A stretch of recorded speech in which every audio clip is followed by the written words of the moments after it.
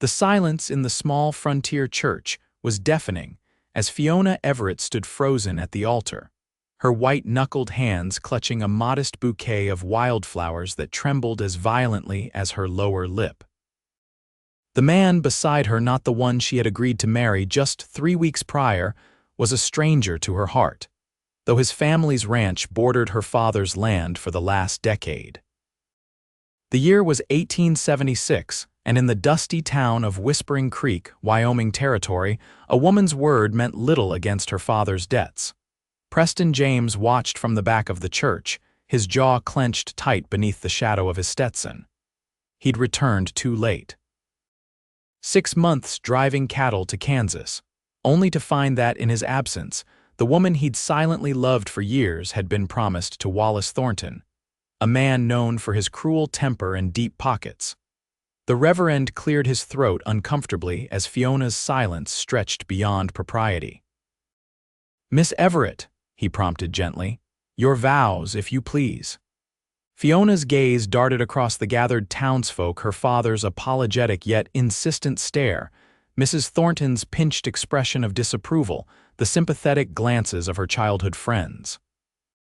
Her chest tightened as though her corset strings had been pulled another impossible inch. She began, her voice barely audible. "I cannot."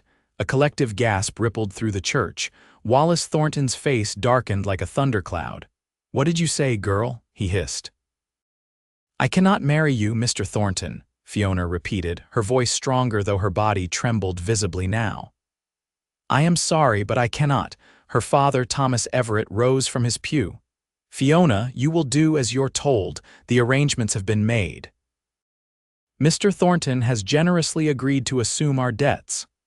"At what cost, father?" Fiona's voice cracked. "My lifetime of misery." Wallace grabbed her wrist, his fingers digging painfully into her flesh. "You ungrateful little." The scrape of boots against the wooden floor cut through the tension as Preston strode forward. The congregation turned as one to watch the tall cowboy approach, his presence commanding even in his trail-worn clothes. "The lady said no," Preston stated, his voice quiet but firm. Wallace sneered. "This isn't your affair, James. Go back to your cattle."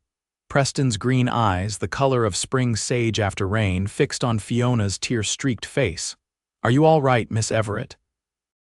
Before she could answer, Wallace stepped between them. "She's to be Mrs. Thornton in about 5 minutes, so I suggest you leave before." "Before what?" Preston challenged, his hand hovering near the revolver at his hip. The bride trembled before the crowd, her eyes pleading silently with Preston. In 3 long strides, the cowboy took her hand and led her away from the altar, from Wallace's rage, from her father's debts. The church erupted into chaos behind them as they burst through the doors into the bright September sunshine. "My horse is at the hitchin post," Preston said, helping Fiona gather her skirts as they rushed down the church steps. "Do you trust me, Fiona?" Her answer was immediate. "With my life." They mounted Preston's chestnut mare, Fiona side-saddle in front of him, her wedding dress billowing like a cloud around them. The sound of angry voices grew louder as Wallace and several men emerged from the church. "Hold tight," Preston whispered against her ear as he spurred the horse into a gallop, leaving Whispering Creek and its judgments in a cloud of dust. They rode hard for nearly an hour, following the winding creek that gave the town its name, until Preston was certain they weren't being followed. He slowed the horse to a walk, giving the animal a chance to recover. "I'm sorry I couldn't get here sooner," he said finally, breaking the silence between them. "I only heard about your engagement when I reached Cheyenne 2 days ago." Fiona turned slightly to look at him, her blue eyes still bright with unshed tears. "How did you know I didn't want to marry him?" Preston smiled gently. "I've known you since you were 16, Fiona. I've seen how you light up when you're happy." "There wasn't a spark of that light in your eyes back there." "My father will never forgive me," she whispered, looking down at her hands. The simple gold band that had belonged to her mother was still on her finger, the only piece of jewelry she owned. "The Thorntons loaned him money when the drought killed half our cattle. Without this marriage, Your father will manage, Preston assured her, and if he needs help there are better ways than selling his daughter. Fiona's cheeks colored. Where are we going now? My sister Abigail lives in Laramie with her husband. We can stay with them until we figure things out. It's a 2-day ride. Fiona questioned softly. Preston's arms tightened slightly around her waist. If you'll have me by your side, I didn't just rescue you to abandon you, Fiona. They made camp that night in a sheltered grove beside the creek. Preston built a small fire and offered Fiona his spare shirt and pants to change into, turning his back respectfully while she struggled out of her wedding dress behind a stand of cottonwoods. When she emerged, the sight of her in his 2 large clothes, her honey-colored hair falling in waves down her back instead of pinned up as it had been for the wedding, took his breath away. I must look a fright, she said self-consciously, tucking a strand of hair behind her ear. You look perfect, Preston replied honestly. Far better than you did in that wedding dress, if I may say so. Fiona laughed a genuine sound that made Preston's heart skip, because I was marrying the wrong man. The admission hung in the air between them as they ate a simple meal of jerky and biscuits. Preston watched her across the fire, remembering the first time he'd seen her, newly arrived from St. Louis with her father, her eyes wide with wonder at the vastness of Wyoming territory. She'd grown from a curious girl into a strong, beautiful woman who somehow still maintained that sense of wonder despite the hardships of frontier life. Why did you come back? Fiona asked suddenly. To Whispering Creek, I mean. Your cattle drive must have been successful if you made it all the way to Kansas. Preston nodded. It was, got a good price too. I was planning to use the money to buy the Wilcox property. Old man Wilcox is moving back east to live with his daughter. That's prime grazing land, Fiona remarked. You'd have a fine ranch with that addition. I wasn't thinking just of cattle, Preston admitted. I was thinking it would be a good place to build a proper house. A family home. Fiona's gaze dropped to the fire. I see. I was hoping to court you proper, Preston continued quietly. When I left in the spring, I told myself if you were still unattached when I returned, I'd finally speak up. Seems I waited too long. Not too long, Fiona said, looking up at him with a small smile. Just long enough for a dramatic rescue.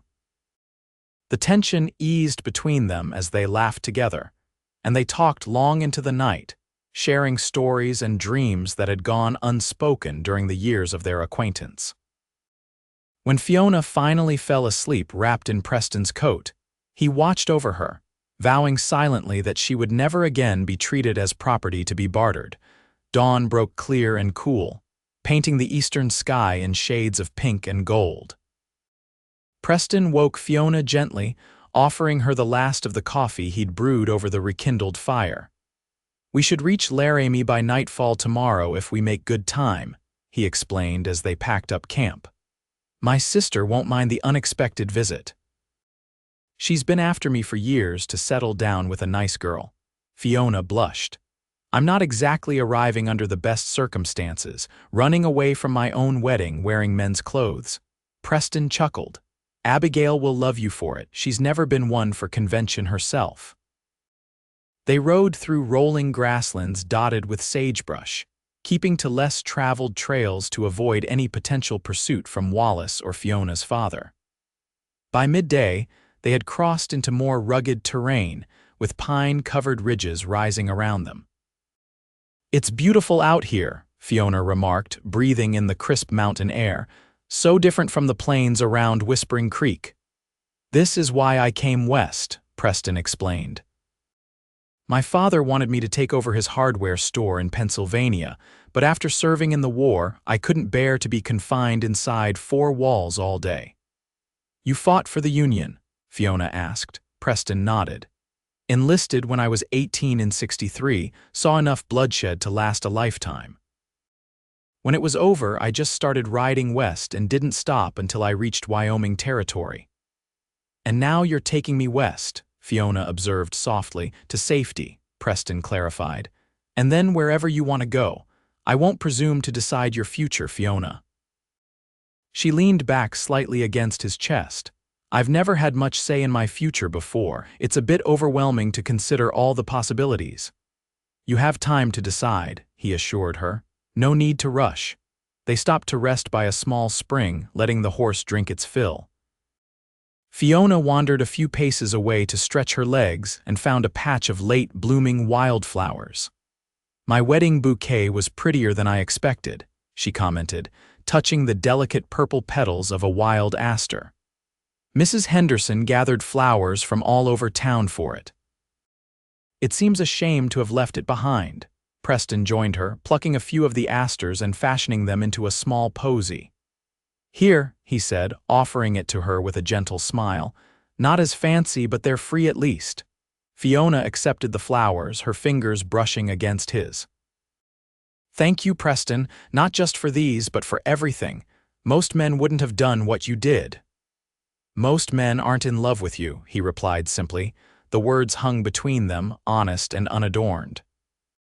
Fiona's eyes widened slightly, but before she could respond, the distant sound of hoofbeats reached them. Preston tensed, listening intently. "Riders, at least 3, coming fast." "Wallace," Fiona whispered, fear creeping back into her voice. "Could be, or just travelers." Preston took her hand, leading her quickly back to their horse. "Either way, let's not take chances." They mounted swiftly and set off at a brisk pace, keeping to the cover of the trees as much as possible. The hoofbeats grew louder, and Preston urged the mare into a gallop as they crested a small rise. "There they are," a voice shouted from behind them. A quick glance confirmed Preston's fears. Wallace Thornton and 2 of his ranch hands were in pursuit, their horses eating up the distance between them. "Hold on tight," Preston instructed Fiona, pressing his heels into the mare's sides. They plunged down the other side of the ridge, the horse finding sure footing despite the steep descent. Fiona clung to the saddle horn, her knuckles white with tension. The path narrowed as they entered a rocky ravine. Behind them, Wallace and his men were closing the gap. "When I give the word," Preston said urgently, "duck down as low as you can against the horse's neck." Fiona nodded, understanding dawning in her eyes as she spotted the low-hanging branches ahead. Preston counted down under his breath, and just as they passed beneath the natural arch of intertwined pine boughs, he shouted, "Now!" They flattened themselves against the horse, and Preston reached up with his knife, slashing at a thick vine as they passed. The branch snapped back like a whip, catching the lead pursuer Wallace himself full in the chest and knocking him from his saddle with a pained shout. The confusion bought them precious seconds as the other 2 men stopped to help their employer. Preston didn't waste the opportunity, guiding the horse through a nearly invisible game trail that branched off from the main path. For another hour, they wove through increasingly dense forest, crossing and recrossing a shallow stream to obscure their tracks. Finally, certain they had lost their pursuers, Preston allowed the exhausted horse to slow to a walk. "That was quick thinking with the branch," Fiona said, her voice still tight with tension. "Old army trick," Preston replied, "though I used it against Confederate scouts, not jilted grooms." Despite the gravity of their situation, Fiona laughed, the sound like music in the quiet forest. "I never thought I'd be grateful for your war experience." As dusk approached, they found a secluded hollow to make camp, well off any established trails. Preston built a smaller fire than the night before, wary of the smoke giving away their position. "We've been pushed east," he explained, studying the stars that were beginning to appear overhead. "It'll take an extra day to reach Laramie now." Fiona sat close to him by the fire, seeking warmth as the night air grew chill. "Will they keep looking for us?" "Wallace isn't a man who gives up easily," Preston admitted. "His pride is wounded, but he can't search forever and will be careful." "What you said earlier," Fiona began hesitantly, "about being in love with me, did you mean that?" Preston met her gaze steadily. "I've never said anything I didn't mean, Fiona. I've cared for you since that summer you nursed my broken arm after that bronc threw me. Remember?" Fiona smiled at the memory. "You were the worst patient, kept trying to get up and go back to work with your arm in a sling." And you threatened to tie me to the bed if I didn't rest, Preston recalled fondly. That's when I knew. Knew what? That you were the only woman stubborn enough to put up with me, he said with a grin. And brave enough to stand up to me. Fiona's expression grew serious. I wish I'd been brave enough to stand up to my father earlier, to tell him I couldn't marry Wallace. Maybe then we wouldn't be running for our lives. Preston reached for her hand, enfolding it in his larger one. Everything happens when it's meant to, Fiona. If you had refused the engagement earlier, I might not have been there to help you. She leaned against his shoulder, exhaustion finally catching up with her. Do you really believe that things happen for a reason? I do, Preston said softly. How else would you explain a Pennsylvania hardware store heir ending up a Wyoming cattle rancher, arriving just in time to rescue a runaway bride? Fiona's smile was the last thing Preston saw before she drifted off to sleep against him. He gently laid her down on his bedroll, covering her with his coat once more before taking up his vigil for the night. Morning brought a gentle rain that forced them to delay their departure. They took shelter beneath a rocky overhang, watching the silver curtain of raindrops turn the forest into a misty wonderland. I've always loved the rain, Fiona confessed, extending her hand to catch a few drops. It's too rare in Wyoming to take for granted. My mother used to say rain on a journey meant good fortune, Preston told her, stoking their small fire to keep it alive despite the damp. Is that another thing you believe happens for a reason? She teased. Preston's expression turned thoughtful. Maybe, or maybe it's just rain. Either way, it's giving our horse a much-needed rest, and it'll wash away any tracks we left yesterday. By midday, the rain had slowed to a drizzle, and they set out again, traveling more cautiously now that they were in unfamiliar territory. The landscape gradually changed from dense forest to more open woodland interspersed with meadows vibrant with rain-washed wildflowers. They had been riding for several hours when the sound of a gunshot echoed through the trees, startling a flock of birds into flight. Preston immediately pulled the horse to a stop, listening intently. Hunters, Fiona suggested hopefully. A second shot answered her question as a bullet splintered bark from a tree not 10 feet from them. No hunter misses that badly, Preston said grimly, spurring the horse into motion. They've found us. They galloped across a meadow, making for the cover of trees on the far side. More shots rang out behind them, but distance made them less accurate. As they reached the tree line, Preston suddenly jerked in the saddle. Preston, Fiona asked anxiously. I'm all right, he assured her, though his voice was tight with pain. Just keep going. They pushed deeper into the woods, the shouts of their pursuers growing fainter. When they came to a swift-flowing stream, Preston finally reined in the horse. We need to cross, he said. The water will hide our trail. Fiona gasped as she turned to face him, seeing the dark stain spreading across his left shoulder. You're hit. It's not bad, Preston insisted, though his face had gone pale beneath his tan. Bullet just grazed me, but we need to keep moving. Fiona shook her head firmly. Not until I've tended that wound. If it gets infected, you won't make it to Laramie or anywhere else. With remarkable efficiency for someone who had never been farther west than St.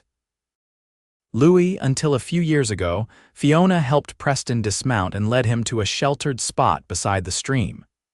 She tore strips from her discarded petticoat, using the cleanest portions to bandage his shoulder after washing the wound with cold stream water.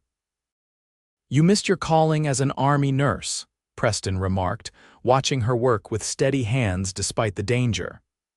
I've had practice, Fiona replied, thinking of the many injuries she'd treated on her father's ranch. Though usually on cowhands who'd tangled with ornery steers, not bullet wounds, when she'd finished, Preston tested his arm carefully. Good as new, he declared, though the tightness around his eyes belied his cheerful tone. We should rest, Fiona suggested, just for a little while. Preston shook his head. Not here. We need to cross the stream and put more distance between us and Wallace's men. With Fiona's help, he remounted, and they urged the tired horse into the rushing water. The stream was deeper than it had appeared, reaching the horse's belly at its center. But they made it across safely and continued into the thickening woods beyond. As afternoon faded toward evening, they found themselves in increasingly rough country, with steep slopes and rocky outcroppings that made travel slow and difficult. Preston's wound, despite Fiona's careful tending, had begun to pain him more visibly, his jaw clenched against each jolt of the horse's movement. "There," Fiona said suddenly, pointing to a narrow opening in a rocky hillside. "Could that be a cave?" Preston squinted through the gathering dusk. "Looks like it. Good eye, Fiona." They approached cautiously, Preston drawing his revolver as they neared the dark opening. "Wait here," he instructed, sliding carefully from the saddle. He disappeared into the shadows, returning moments later with a relieved expression. "It's empty and goes back about 20 feet. Perfect shelter for the night." They led the horse a short distance away, concealing it in a stand of thick pines before making their way back to the cave. Inside, the air was cool but dry, and the stone walls provided welcome shelter from the night wind that had begun to rise. No fire tonight, Preston decided, looking out at the darkening landscape. Too risky. Fiona nodded, unpacking their meager supplies. "How's your shoulder?" "I'll survive," Preston replied with a faint smile. "Especially with such a capable nurse attending me." They ate a cold supper of the last of their provisions, rationing the jerky carefully since they had no idea how much longer their journey might take.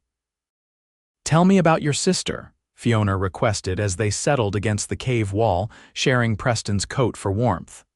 "What is she like?" Preston's face softened with affection. "Abigail is 3 years older than me and twice as stubborn. She came west before I did, right after the war, to teach at a mission school. That's where she met her husband, Henry. He's a doctor. They live in Laramie now. Yes, for the past 5 years. They have 2 children. Samuel is 4 and little Elizabeth just turned 2. Pride colored Preston's voice as he spoke of his niece and nephew. "They're good people. You'll like them. And they'll welcome a strange woman who ran away from her own wedding," Fiona asked, uncertainty creeping back into her tone. Preston turned to face her in the dim light. "Abigail eloped with Henry against our father's wishes. Trust me, she understands defying expectations for love." "Is that what I did?" Fiona whispered. "Defied expectations for love." Preston's hand found hers in the darkness. "Only you can answer that, Fiona." She was quiet for a long moment, her fingers intertwined with his. "I think perhaps I did," she admitted finally. "Not just running away from Wallace, but running toward something else, something I've been too afraid to acknowledge. And what might that be?" Preston asked, his voice barely audible. Instead of answering with words, Fiona leaned forward and pressed her lips gently to his. The kiss was tentative at first, but deepened as Preston responded, his good arm encircling her waist to draw her closer. When they finally parted, both breathless, Fiona rested her forehead against his. "I think I've been in love with you for years, Preston James. I was just too proper to admit it, even to myself." Preston's low chuckle rumbled between them. "And now I'm a scandalous woman who fled her wedding and is traveling unchaperoned with a handsome cowboy," Fiona replied with a newfound boldness. "Propriety seems rather pointless under the circumstances." "When we reach Laramie," Preston said seriously, "I want to do things right, Fiona. I want to court you properly, with Abigail as chaperone if you wish it. And when you're ready, if you're ready, I want to marry you. Not because of any arrangement or obligation, but because we choose each other." Fiona's answer was another kiss, this one filled with promise and certainty. They fell asleep in each other's arms, finding comfort in their shared warmth against the chill of the cave. The sound of voices woke them shortly after dawn, men calling to each other in the distance. Preston was instantly alert, moving to the cave entrance to peer out cautiously. "3 riders," he reported grimly. "Wallace and his men, they must have picked up our trail again." Fiona joined him, her face pale but determined. "What do we do? They're between us and the horse." Preston considered their options. There might be another way out. "Some of these hill caves have multiple openings. They moved deeper into the cave, using Preston's small pocket knife to strike sparks from the stone walls for brief glimpses of their surroundings. At the very back, where the ceiling lowered ominously, they found a narrow fissure barely wide enough for a person to squeeze through. "Stay here," Preston instructed.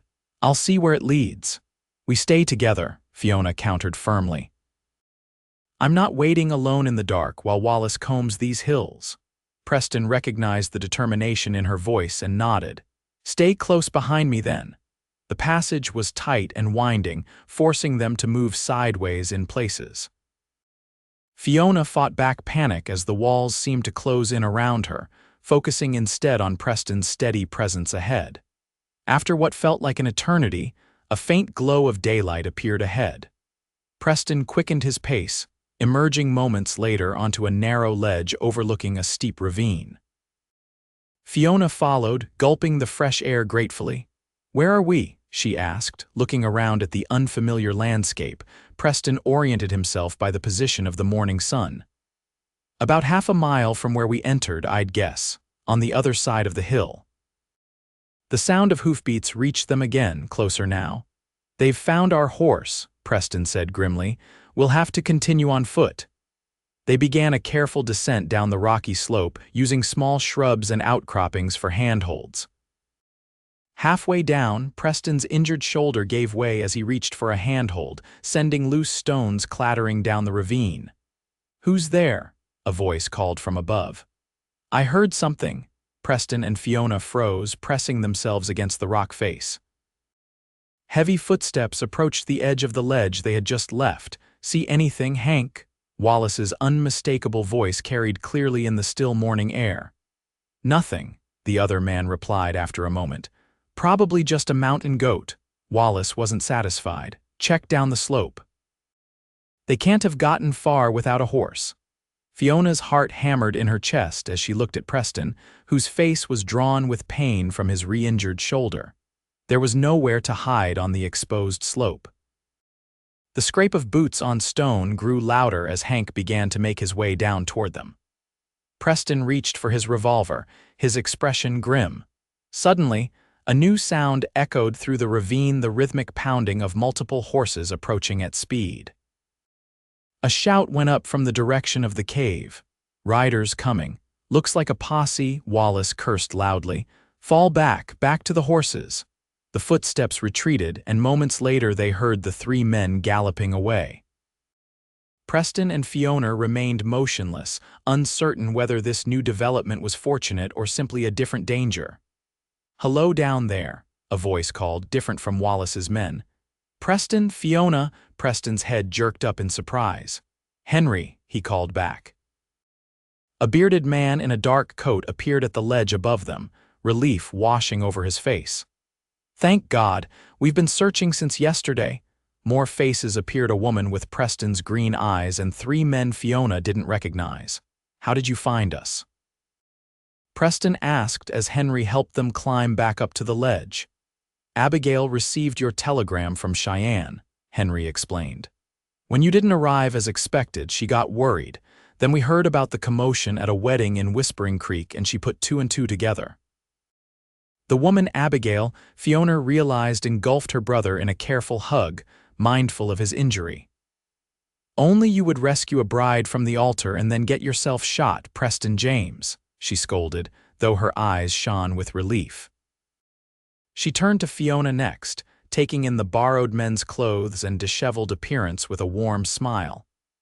"You must be Fiona. Welcome to the family, my dear. It seems you've had quite an adventure already." Fiona found herself wrapped in a sisterly embrace that brought unexpected tears to her eyes. "Thank you for coming to find us," she managed. "Of course we came," Abigail said simply. "That's what family does." "What about Wallace and his men?" Preston asked Henry as they began to make their way back toward the horses. "The sheriff from Laramie is with us," Henry explained, nodding toward one of the other men. "He's been wanting to have words with Thornton for some time about a cattle rustling operation." When Wallace saw the badge, he and his men couldn't disappear fast enough. By midday, they were all mounted and headed for Laramie, Fiona riding double with Abigail while Henry tended to Preston's reopened wound. The women talked quietly together, forming the beginnings of what would become a lifelong friendship. "Did my brother finally tell you he's been in love with you for years?" Abigail asked with sisterly directness. Fiona smiled, watching Preston ride ahead with Henry. "He did. Though I think I've known it for some time." "And you feel the same?" Abigail pressed gently. "I do," Fiona confirmed. "More than I realized until I was standing at that altar with the wrong man." Abigail squeezed her hand. "Then I'm glad he arrived in time for his dramatic rescue." Preston always did have a flair for timing. They reached Laramie just as the sun was setting, the town's lights a welcome sight after days on the run. Preston's exhaustion was evident as Henry helped him from the saddle, but he insisted on properly introducing Fiona to the sheriff and the other men who had formed the search party. "Thank you for your help, Sheriff Adams," Preston said, shaking the man's hand. "We owe you our lives." "Just doing my job," the lawman replied. "And it's a pleasure to have a reason to run Thornton out of the territory. The man's been trouble since he arrived." At the Adams' comfortable home, Fiona was given a proper room and clean clothes borrowed from Abigail. After washing away the dust and fear of the past days, she joined the family for a late supper, marveling at the easy acceptance they extended to her. Preston, despite his injury and exhaustion, had never looked happier as he watched Fiona with his niece and nephew, answering their excited questions about their adventure with edited versions appropriate for young ears. Later, as the children were put to bed and Henry retired to his study, Abigail left Preston and Fiona alone in the parlor for a few precious moments of privacy. "What happens now?" Fiona asked quietly, seated beside Preston on the settee. "Whatever you want," Preston replied. "You're free to choose your own path, Fiona. If you wish to return to your father or go east to start anew, I'll understand." Fiona studied his face in the warm lamplight, noting the lines of fatigue around his eyes and the earnestness of his expression. "And if I choose you?" The hope that bloomed on Preston's face made her heart swell.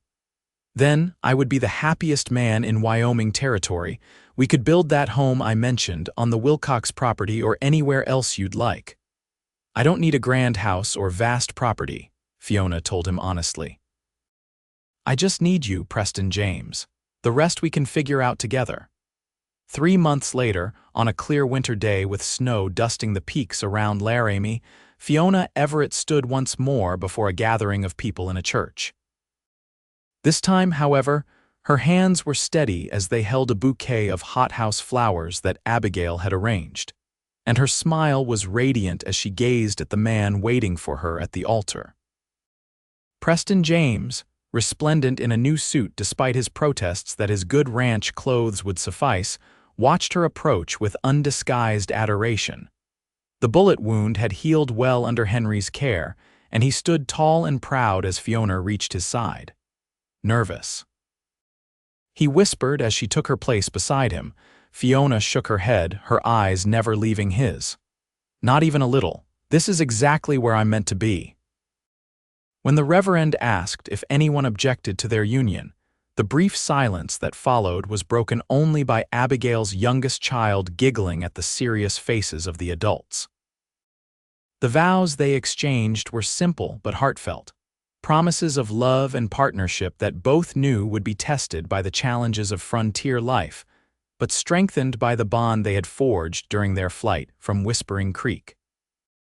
As Preston slipped his mother's ring onto Fiona's finger, the inscription inside catching the winter sunlight, "Love conquers all," in flowing script, Fiona knew with absolute certainty that this was the beginning of the adventure she had always yearned for. "I now pronounce you husband and wife," the Reverend declared. "You may kiss your bride, Mr. James." Preston needed no further invitation.